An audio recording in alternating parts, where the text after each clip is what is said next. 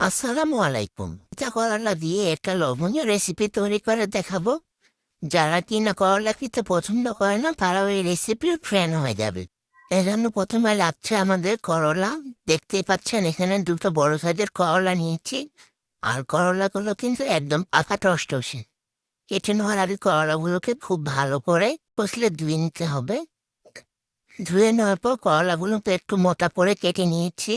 আর যা উপকরণ লাগবে সবগুলো এখানে নিয়েছি। এখন চলে যাচ্ছি রান্নায়। চুলায় কড়াই বসিয়ে পরিমাণ মতো তেল গরম করে নিয়েছি।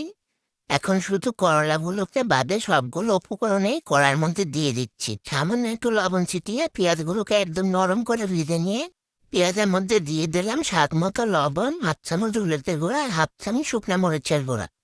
এগুলোকে পেঁয়াজের সাথে কিছুক্ষণ নেড়ে চেড়ে ভেজে নিয়ে আগে থেকে ধুয়ে কেটে রাখা করলাগুলোকেও দিয়ে দিচ্ছি। এখন মশলার সাথে করলাগুলোকে খুব ভালো করে নেড়ে চেড়ে মিশিয়ে নিয়ে ঢাকনা দিয়ে ঢেকে রান্না করে নেব করলাগুলো একদম সুসিদ্ধ হওয়া পর্যন্ত।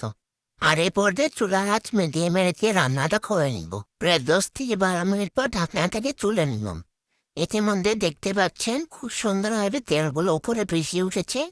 বেশ কিছুক্ষণ ভেজে নেওয়ার পর দেখতেই পাচ্ছেন কলার কালারটা কতটা চেঞ্জ হয়ে এসেছে। আর এখানে আরেকটা কথা বলে রাখছি, যখন দেখবেন তেলগুলো এইভাবে ভাজি থেকে পুরোপুরিভাবে ছেড়ে দিয়েছে আর খুব সহজে ভাজিটা কড়াই থেকে উঠে আসছে, তখনই বুঝে নিতে হবে আমাদের পারফেক্ট করলা ভাজি একদম রেডি।